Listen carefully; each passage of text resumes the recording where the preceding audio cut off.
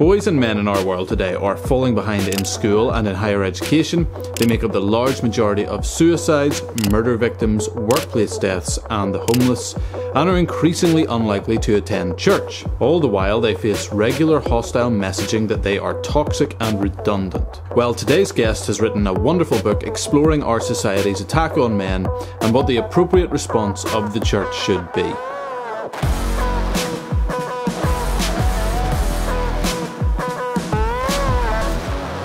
Hello everybody, welcome to another one of these interviews. As you can see with me on screen today is Professor Pearcey. She is a professor and scholar in residence at Houston Christian University, where she holds the Elizabeth and John Gibson Endowed Chair in Apologetics. She's also a fellow in the Discovery Institute's Centre for Science and Culture. She and her husband have 2 adult sons who were homeschooled. The author also of multiple books, including Total Truth, Love Thy Body, How Now Shall We Live, which was co-authored with Chuck Colson, and the topic of today's discussion, the toxic war on masculinity, how Christianity reconciles the sexes. The Economist described her as America's preeminent evangelical Protestant female intellectual, which is a tongue twister, but it's very fancy and it sounds great. And all of these are ways of saying that she's far too smart to be talking to me. So her being here is very gracious. Thank you for joining us, Professor Nancy Pearcey. Thanks for having me. I appreciate it. Wonderful to have you with us. So we'll start off with. I was thinking when I heard the title, you are sort of at this moment Christianity's answer to Andrew Tate. Are you happy with that? That could be a little moniker that you could put in. Is that something you would like to have in your bio? You could put it in Twitter or something like that. I would now. Actually, Andrew Tate had not become a real phenomenon when the book came out, and Is that right? If he had, I certainly would have put him in there. I'll tell you why. So not long ago, I got an email from a former graduate student who is now teaching high school. And she said, Right. All of my male students are into Andrew Tate. They're Right. even using quotes from Andrew Tate in their yearbook. And I said, well, where do you teach? She said, at a classical Christian high school. Really? And That's so that was a bit of a shock that even young Christian men are starting to look up to these influencers like Andrew Tate. And the reason that's a problem for anyone who doesn't know, some people still don't know who he is.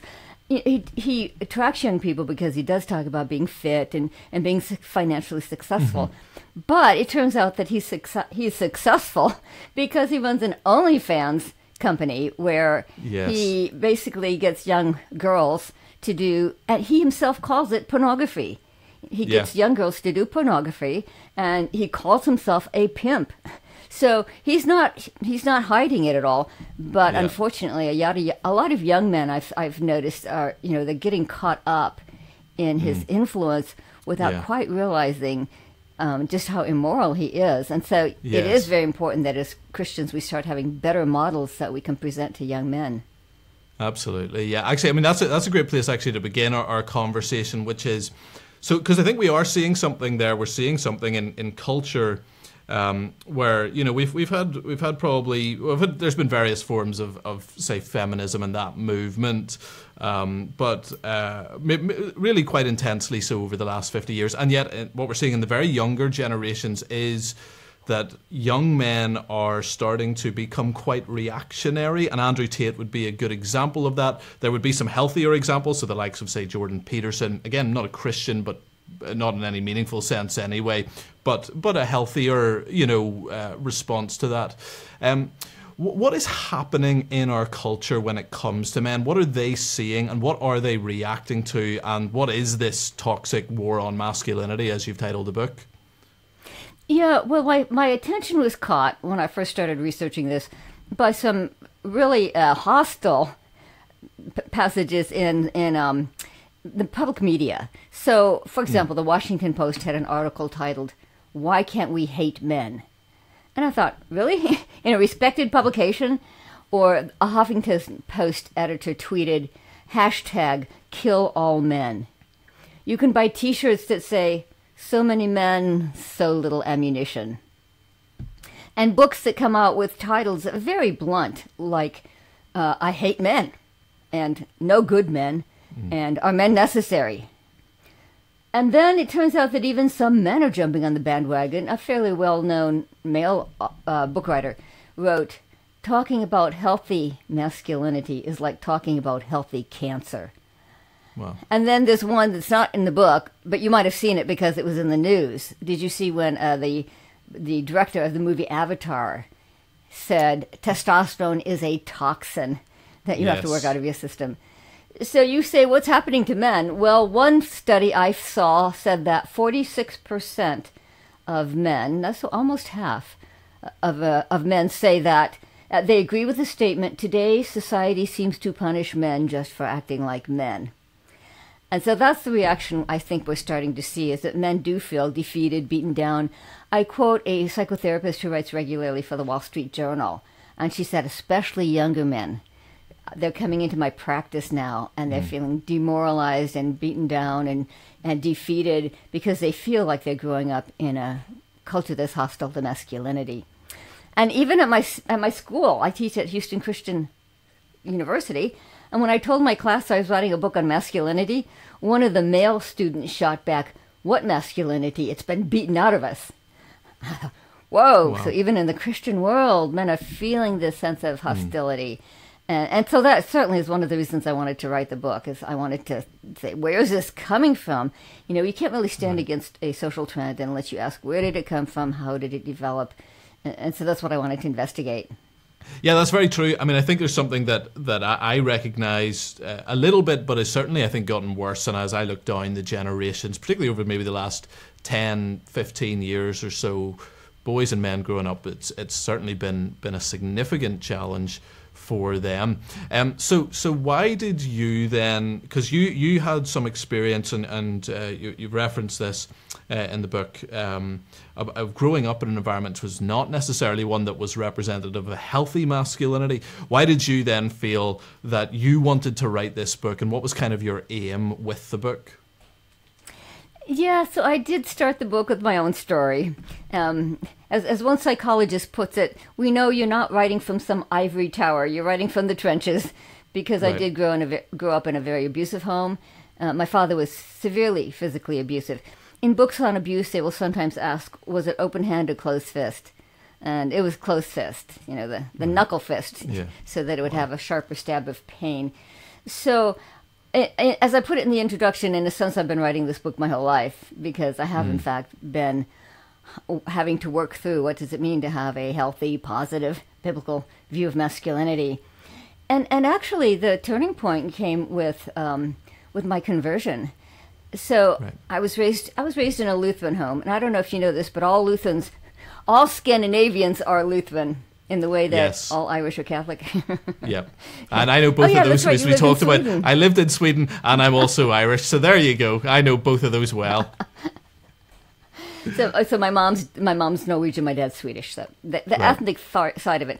But I think one of the weaknesses of an ethnic religion is that the parents rely on the ethnicity to hold you. And when I started asking questions in high school, my parents really just didn't have any answers. Since I mentioned my dad, I asked him point blank, "Why are you a Christian?" He said, "Works for me." That's it. You know. Yeah. And I talked to a seminary dean, who, by the way, was also Lutheran, my uncle, and all he said was, "Don't worry, we all have doubts sometimes," as if it was a psychological phase that I would outgrow. And so when I didn't get any answers, I decided maybe Christianity just doesn't have any answers. And I very intentionally walked away from my religious upbringing and became, very secular in my thinking.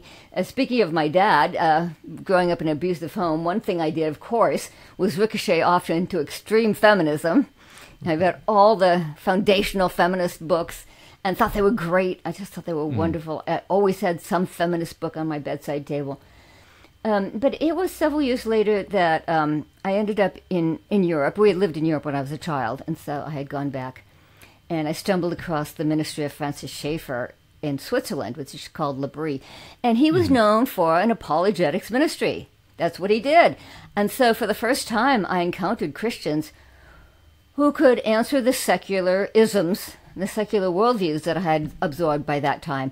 I had never met any Christians who could intelligently engage with secular ideas and could show that Christianity had good answers to the objections raised by secular people. And so that's what really impressed me.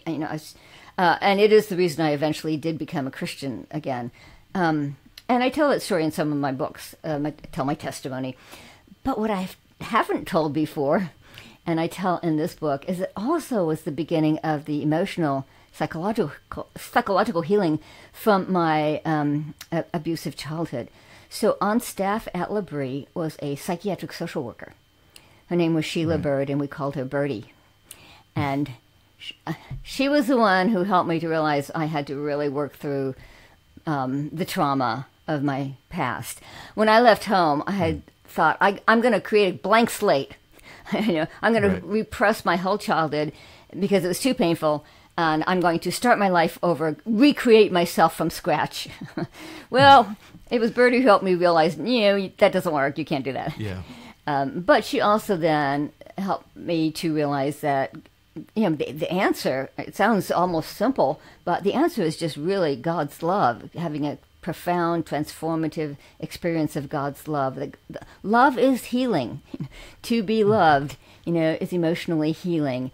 And through her, I was able to sort of unpack the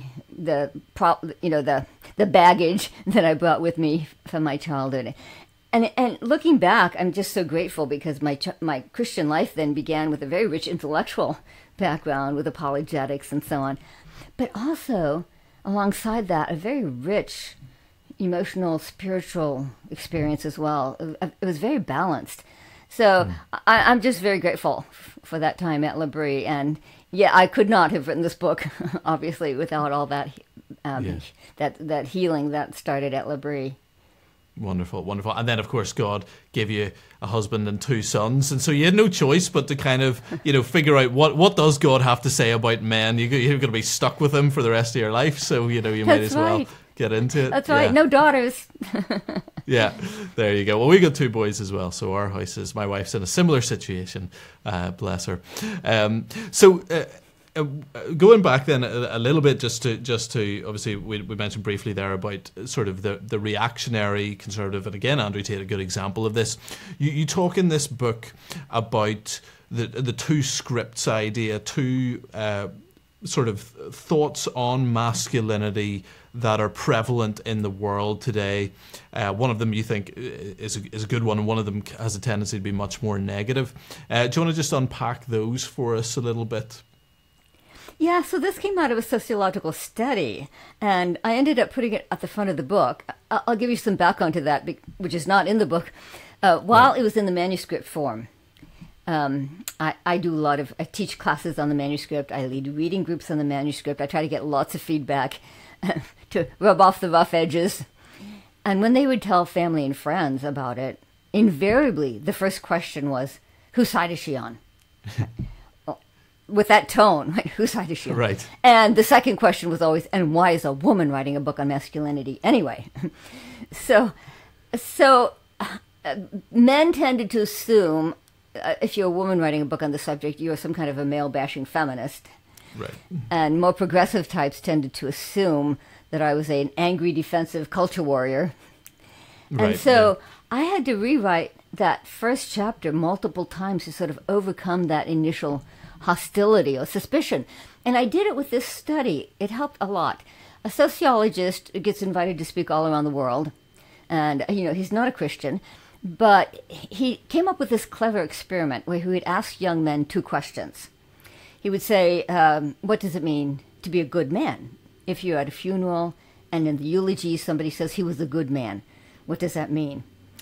And the sociologist said all around the globe, men had no trouble answering that. They would immediately start saying things like duty, honor, integrity, sacrifice, do the right thing, stand up for the little guy, be a provider, be a protector, be responsible. And the sociologist would ask them, where'd you get that? And they'd say, I don't know, it's just in the air we breathe. Or if they were in a culture with a Christian background, they would sometimes say, it's part of our Judeo-Christian heritage. And then he would follow up with a second question, where he would say, well, what does it mean if I say to you, man up, be a real man? And the young men would say, no, that's completely different. That means be tough, be strong, never show weakness, suck it up, win at all costs, be competitive, get rich, get laid. I'm using their language. Sure. And so the sociologists concluded that young men everywhere around the globe tend to have an inbuilt, innate, inherent, universal understanding of what it means to be a good man. And I thought this was incredibly encouraging, that men are made in God's image, and they do understand what it means that their unique masculine strengths are not given them to just get whatever they want, but to protect, provide for the people that they love. Or we might call it general revelation, right? General revelation is what we know just from being made in God's image, living in God's world, as opposed to special revelation, which is the Bible, because these were people who did not necessarily have the Bible. So, on the other hand, of course, they are feeling cultural pressure to be the quote-unquote real man, which does, as you said, sometimes include traits that are more toxic, or at least if disconnected from a moral ideal, it can slide into being entitlement, control, dominance, and so on. And so it does give us, I would suggest, a much better way to approach these issues, because men don't respond very well to being called toxic, right? Nobody would. Right. But can we tap into that innate, inherent knowledge that they have of the good man? Can we support it and affirm it and encourage it? And that would give us a much more positive approach to these issues. Yeah, it's interesting. So I think I did a video on sort of the manosphere a few months ago. I did one on sort of Andrew Tate and those kind of ones, and what I likened it to, and that was the idea of men without chests. It's a quote from C.S. Lewis. I was talking about men who had stomachs and appetites, and they had heads, but it's sort of this Greek idea that the chest, that your skills and your abilities and your appetites and your desires need to be channeled through the virtues, and if you don't have virtue, then you end up becoming, as you describe it, as a toxic man, or and as commonly would be considered to be toxic. And I think that is a real problem with, at least as I see it, the pushback that is in that manosphere is rather than saying, do you know what? Yes, we want to have masculine skills. We also want to have masculine virtues. They're just saying, no, we're done with being told we can do anything wrong. We're going to pursue that, pursue our appetites and pursue skills without that. And I think that's very helpful. I think, to think about being a good man and not just manning up. I think it's something that really is an impactful thought. And it's very interesting that it's something that's a universal around the globe. That's inbuilt into them. Let me give you another study, just because it is so encouraging to hear that it's global, because it was another global study, and it was done by an anthropologist, and his name is David Gilmore. He did the first ever cross-cultural study of concepts of masculinity. And, he found differences. Some cultures more aggressive, some more peaceful.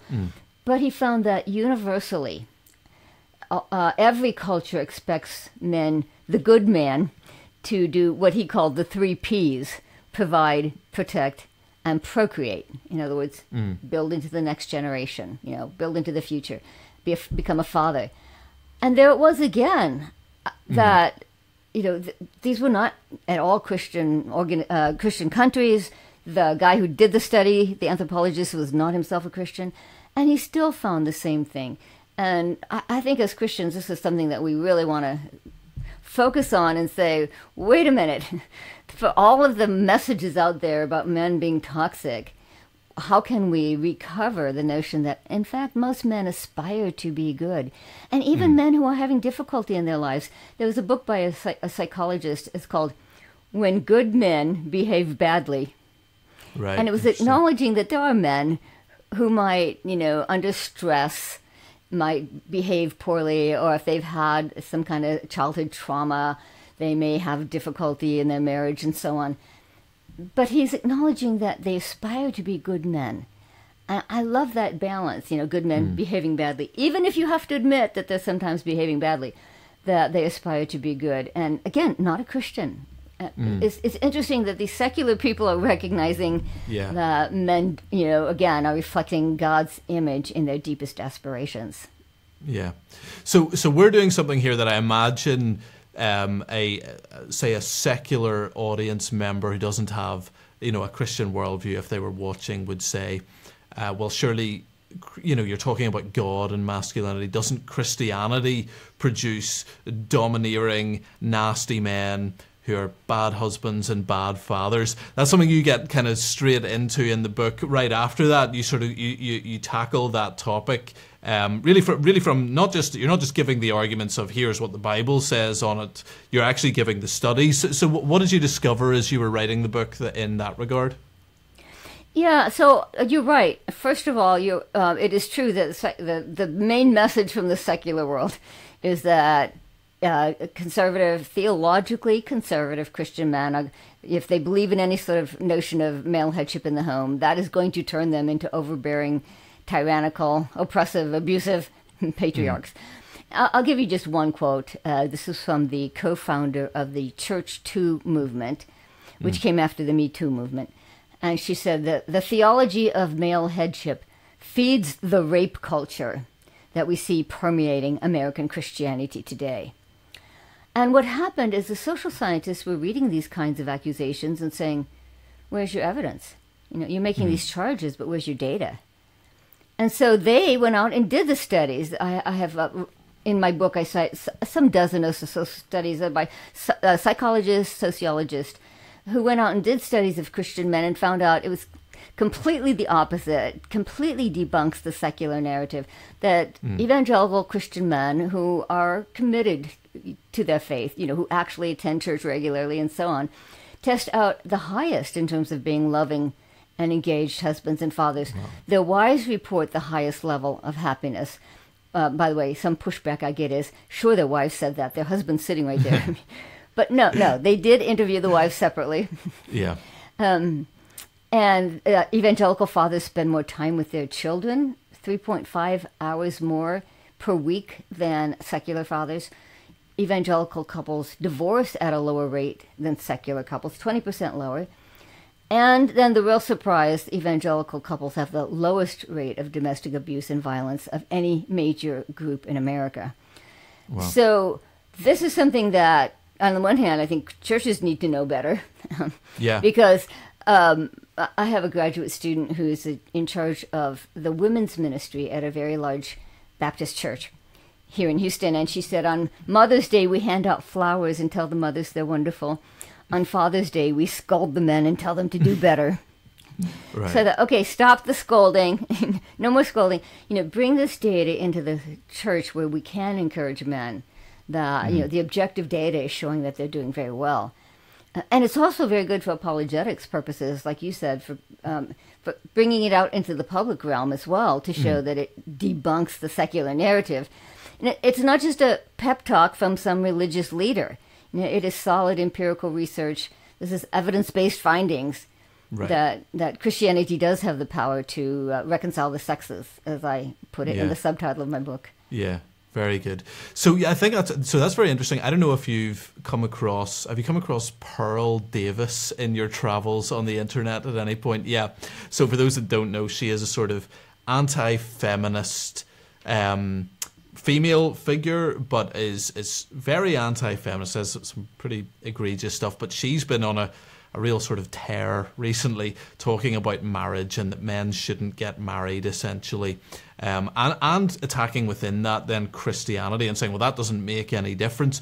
But the data actually shows, as you say, that church-going couples are much less likely to divorce, much more likely to have happy marriages, and so Christianity actually does provide a tangible solution to what are admittedly some big problems that we have in the world today in that area of marriage. Is that right? That Christianity is actually probably one of the best ways to guarantee a long-term happy marriage is to marry someone who is evangelical and church-going? Yeah, let me give you a quote. Sometimes a quote can really crystallize it. So take out my notes here and read a quote. There you go. One of my major sources is Brad Wilcox. He's a sociologist at the University of Virginia, and he is considered one of the top marriage researchers in the nation. To give you a sense of his stature, he gets articles published in the New York Times, which, not too many Christians get published there. Right. He's Catholic, by the way. Right. But so this is a quote from the New York Times. He wrote, "It turns out that the happiest of all wives in America are religious conservatives." You know, they're focusing especially on the wives because the assumption is that these marriages are oppressive to the women. Mm-hmm. So no, It turns out that the happiest of all wives in America are religious conservatives. Fully 73% of wives who hold conservative gender values and attend religious services regularly with their husbands have high-quality marriages. And then he turns to his secular colleagues. I don't know if you know this, but sociology tends to be one of the most highly secularized disciplines. Yeah. You know, some are more secular than others.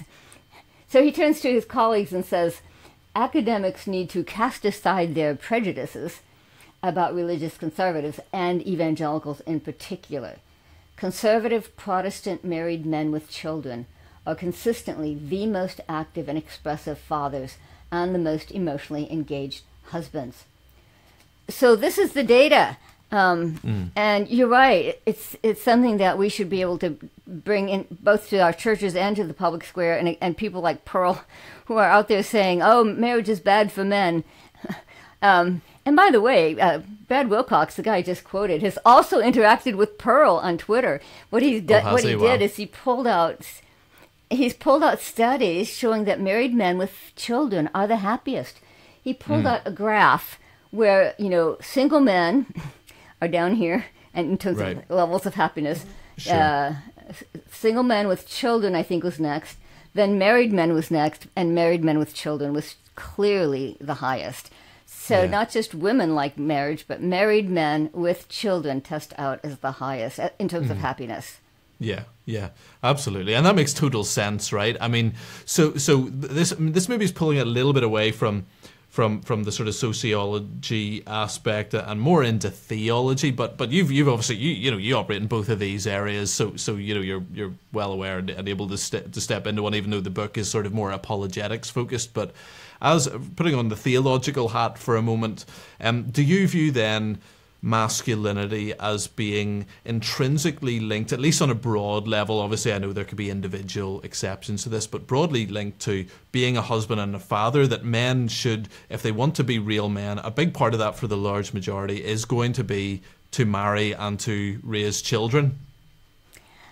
Several times in my book, I take people back to the cultural mandate, and not everybody knows that term, but it's the passage in Genesis where God, you know, he's created the universe, he's created the plants and animals, he creates the first human couple.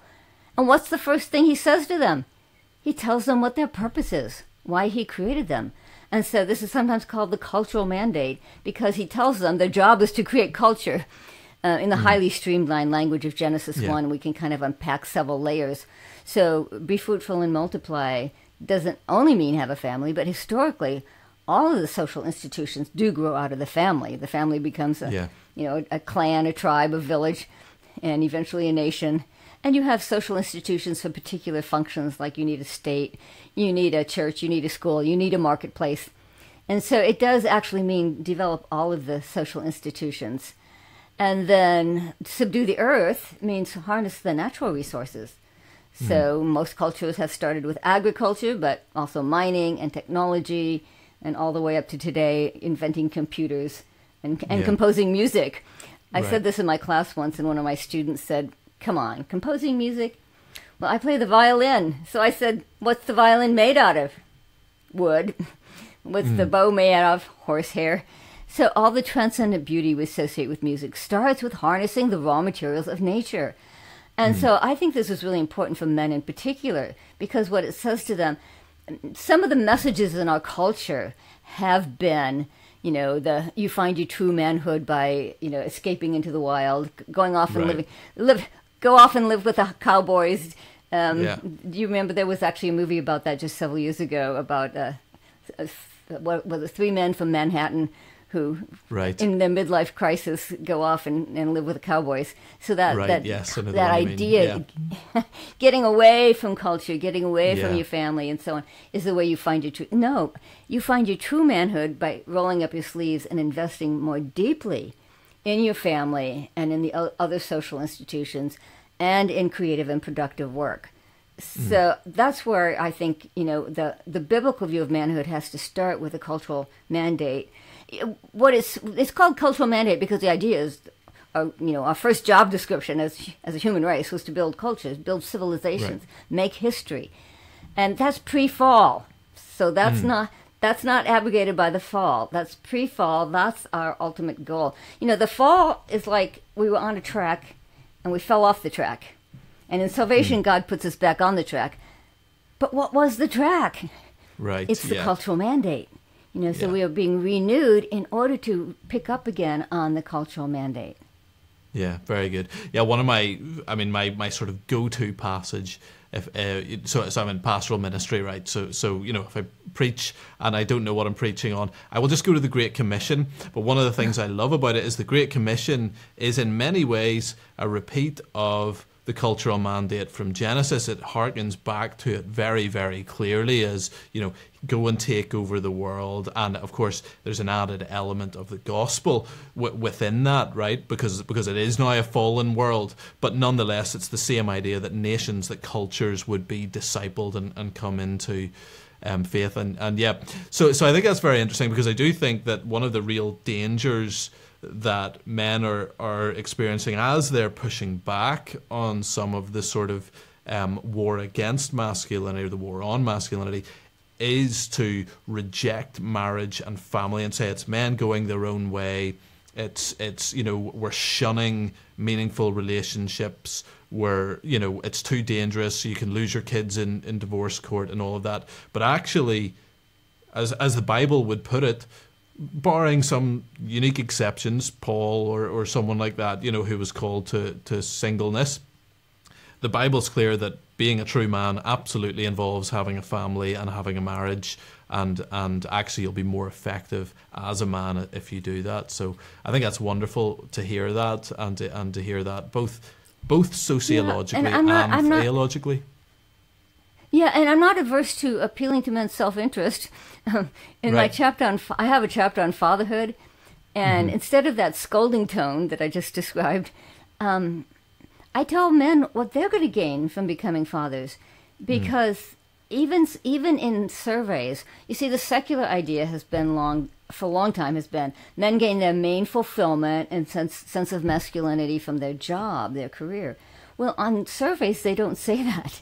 They actually say that becoming a father and having a family was more central to their identity and even their sense of manhood. And so psychologists tell us that there's a nest of neurons in the brain that get activated when you become a father. They call it the dad brain. The dad brain. In other words, when you become a father, you actually experience brain growth, expansion of your brain. And you also... We've always known that women had more oxytocin when they give birth, and oxytocin is the bonding hormone. And so, it gives her a little biochemical boost in bonding to this helpless little baby. It turns out that men also, fathers get an oxytocin boost when they become fathers. It's stimulated by the tactile sense, so they have to actually be holding, touching, cuddling their child, playing with their child. And then the latest research, this one was a real surprise, is an anthropologist. She wrote a book called The Life of Dad, and they discovered that a man's oxytocin is actually rising all during his wife's pregnancy. In other words, if they're living together, they have to be living together. Yeah. But in other words, God is biochemically priming men to be engaged, loving, attached fathers all the way through his wife's pregnancy. And the secular idea is, ever since Margaret Mead, you remember, the famous anthropologist, she said motherhood is natural, but fatherhood, that's a cultural invention. Well, Jesus didn't think so. Jesus said, "You who are evil know how to give good gifts to your children. You don't have to even be a Christian to be a good father." And so the data now is showing that, in fact, men are not just emotionally, but biochemically, they come alive when they become fathers. So it is natural. It's not just cultural. Right. Very good. Yeah. No, I can absolutely attest to that. I mean, I don't know if it's true for all men, but on a personal level, I mean, except what you're saying is true for all men, but I don't know if every man has had the same experience I had, where I was not particularly paternal But then the moment my wife had this child, everything changes in almost an instant. And one of the deepest spiritual experiences of my life was I was my wife got the doctors brought her in for, they do a sort of brief debriefing kind of thing with all the mums, and so I was sitting there with our firstborn son for about an hour or so, just holding him, and I just had this profound prayer time that was transformative in not just my life, but my walk with God. It wasn't just a nice father moment. There was something really that happened there, and so what you're saying makes a lot of sense, that this is something that men are wired to do, and yeah, absolutely. Okay, so the church has clearly, from what you've said, the church has a great message for men, men and women, right? It's got a great message for both, but it does have a great message for men, and it has a message that speaks to how God has wired them and how they're called to be. And yet at the same time, what we see in most churches is it's about 60-40 female to male split. This is something that I saw in the book, but also had recognised prior to that. I actually ran the stats on. I worked for a larger church, and we had a database, and our database had it about, I believe it was 63 to 37. So right around that, and a lot of churches I know are similar. How have churches lost the men? How have we failed to appeal to them, and what have we got wrong in our messaging or our practices? Well, let me start by saying that there have been more women than men in the church since the first century. Right. And so part of this may not be a bad thing. It's that they're attracting women, which is a good thing. And maybe not that they're repelling men so much as they're attracting women. Because certainly in the first century, the surrounding Roman culture and the Jewish culture as well, but especially the Roman culture, had a very low view of women. And, you had a wife to have a legal heir, but it was perfectly acceptable for men to have sex with just about anybody else, prostitutes and courtesans and mistresses, and most of all slaves. They're handy. They're in your household. So most adultery happened with slaves, men and women, because homosexuality was rampant. Adults and children, because child sex slaves were very common as well. Yeah. So, Christianity gave women far more status, far more dignity than the surrounding culture. So on the one hand, that part of it might not be bad. Women have always been more drawn to the Christian faith, the Christian church. But historically, it actually did get worse after the First and Second Great Awakenings here in America, at least. And part of that is because there were not a lot of atheists then, and so the message was not an intellectual message of, okay, let's have some good arguments for the existence of God. Right. Instead, we had here in America, we had mostly nominal Christians, mostly people who were not very excited about their faith, but didn't really have intellectual questions. And as a result, the Great Awakenings tended to focus on enlivening the faith of Christians who were sort of cold and indifferent. And as a result, it had sort of an emotional message. They were trying to rev people up emotionally, and they focused on an intense emotional conversion experience. And so part of the baggage of that was people began to say, well, women are more emotional. So that seemed to put religion in the realm of women. And for the first time, and actually it is the first time, though, that women were said to be morally and spiritually superior to men. See, it's all the way back to the ancient Greeks and Romans, in spite of what I just said, they thought that men were morally superior, that they were more virtuous. They just had a different standard of virtue, but they thought men were morally superior. Their reasoning was this: they thought the insight between right and wrong was a rational insight. Men are more rational, they thought, and therefore men are more virtuous. Okay. In fact, the word virtue comes from the Latin word for man. vir means man, as in the word virile. Right. So in the 19th century, it was the first time that actually people began to say that women were morally and spiritually superior to men. And so we're coming out of that period where women were being held up as sort of the moral guardians of society, and men were being let off the hook, in a sense. If women are responsible for morality, then that, in a sense, says men are not. Right. And what was happening, of course, is that after the Industrial Revolution, society was also secularizing. Right. It was the Industrial Revolution that really created a sharp public-private split. Before that, men worked with their wives and families all day, right? Because economic production was done in the home, the family farm, the family industry, the family business. So there wasn't a sharp public-private split. Both men and women raised their children while doing economically productive work. There was not a sharp split between men and women either.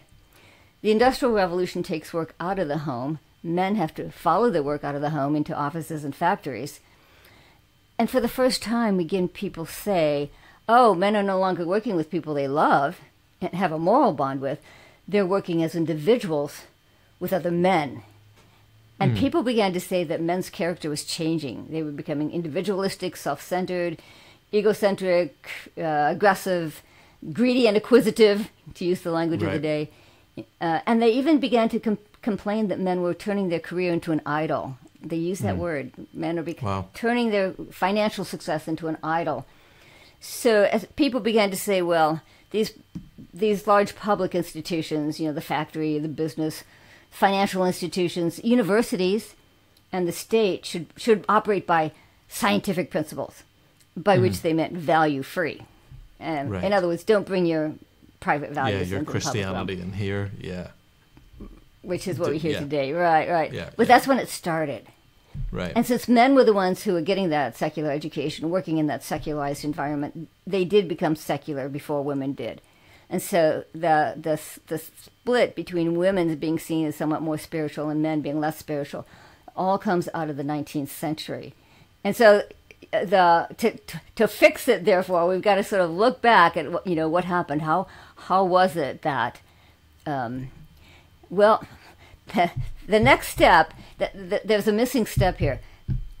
When women were seen as more spiritual and more moral, and in a sense, they were made responsible for the moral health of society. A man was supposed to come home from his secular job and be reformed and refined and renewed by his spiritually superior wife. Right. Yeah. And women also were the ones who headed up the reform movements of the 19th century. Well, the reform movements tended to cause actually more tension between men and women, because they were focused on what were primarily male vices, traditionally male vices like drinking and gambling and visiting prostitutes and crime and so on. And so the language of the 19th century became almost as negative as what we hear today. Yes, I was shocked. I was shocked when I read some of it.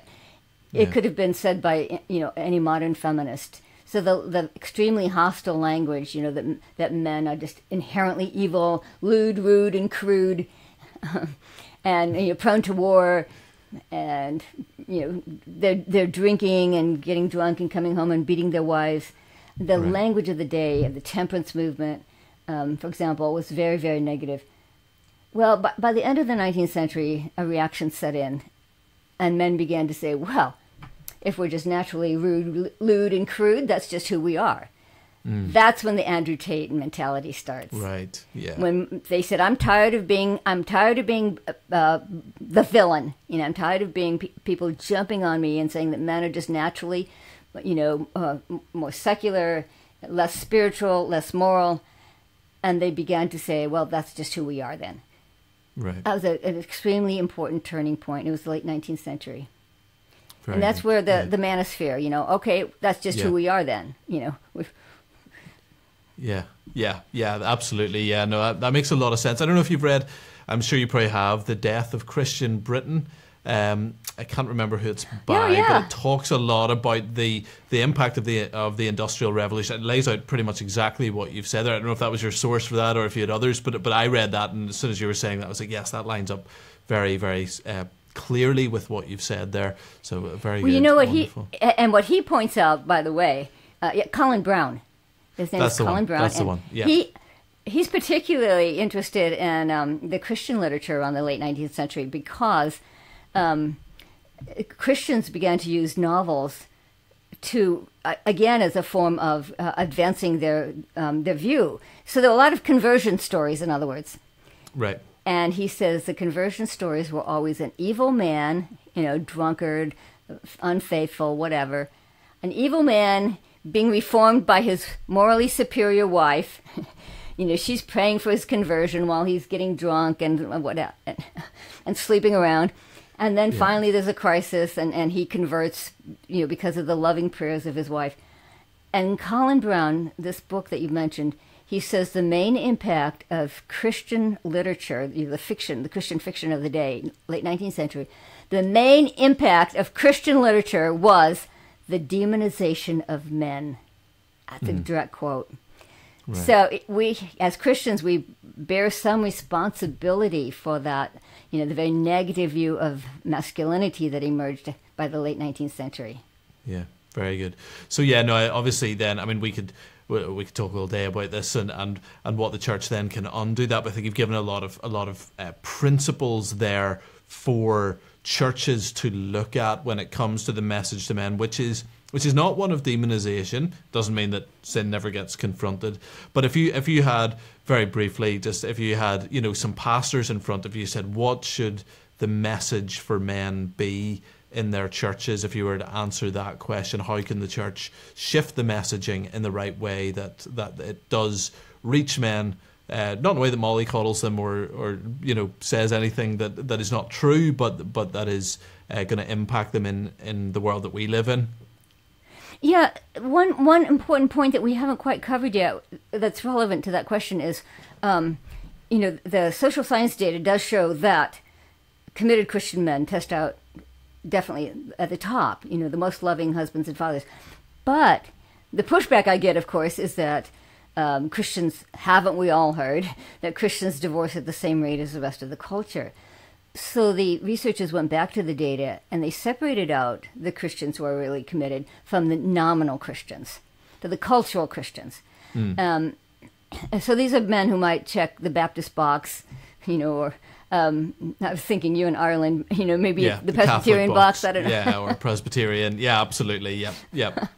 On a survey like that, but who actually don't go to church, or rarely, if at all, and for whom it is more of a cultural background.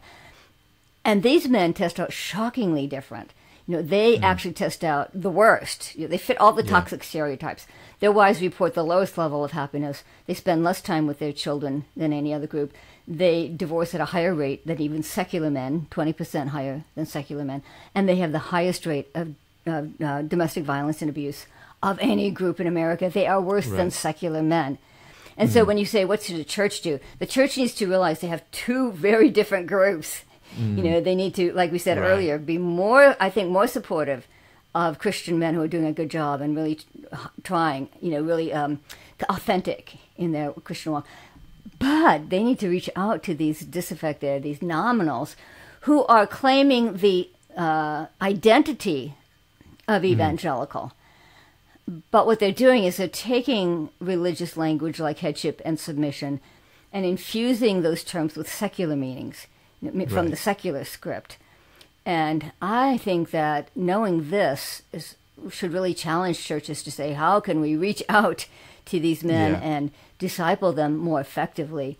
Because, partly because they are in fact ruining the reputation of evangelicals. All the negative stereotypes, it's coming from the nominals, right? Because there are some places where there are a lot of nominals, America being one of them, it has been a big part of our culture. And so I was actually surprised that it's about the same size. Committed Christians and nominal Christians are about the same size numerically. So that's a lot of nominal Christians. So how the church can, sort of have a two-pronged approach, right, for these very different groups of men. Yeah. Very good. Yes, that nominal thing, obviously, being in Northern Ireland and everybody hears about Protestants versus Catholics, right? The reality is that it's exactly those ones that engage in anything resembling violence or sectarian, hatred of any sort those who are actually practicing their Protestantism or Catholicism are considered to be out of the fight, and everybody knows it. You know, everyone goes, "Oh, you're an actual Christian. We know you're not involved." Whereas it's the ones who tick the boxes. So that's another area. And I'm sure there are many other areas that exist where nominal Christians can use their faith as a battering ram or a baton to, you know, hit people with in various ways and mistreat others.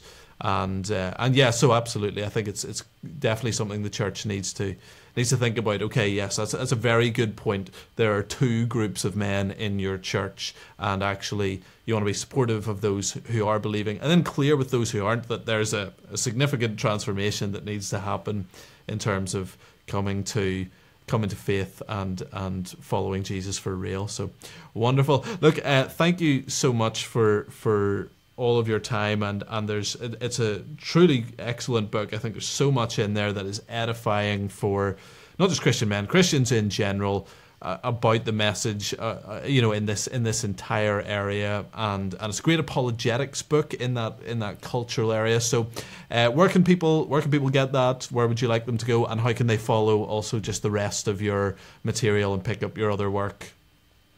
Well, you can buy the book on Amazon, like you can buy everything else. Right. Or if you prefer, christianbook.com. And my publisher very graciously redesigned my website. So nancypearcey.com. It's Pearcey. But you can come on over there and browse my other books, see what else I've written, and leave a comment. I read them all. I don't get time to answer all of them, but nancypearcey.com. Come on over and say hello. Super. Wonderful. Well, I do highly recommend it. I think it's a fantastic book, as are many of your other books. I've read several of them, not all of them, I have to confess, but several of them, and thoroughly enjoyed them, and very worth a read, and always very thought-provoking. So, Professor Nancy Pearcey, thank you so much for your time. Thanks so much for having me. Thank you so much for watching. If you enjoyed that, please smash the like button firmly enough to send yourself to hospital with a thumb injury. You can also subscribe if you're on YouTube. You can retweet this if you're on Twitter and this was helpful.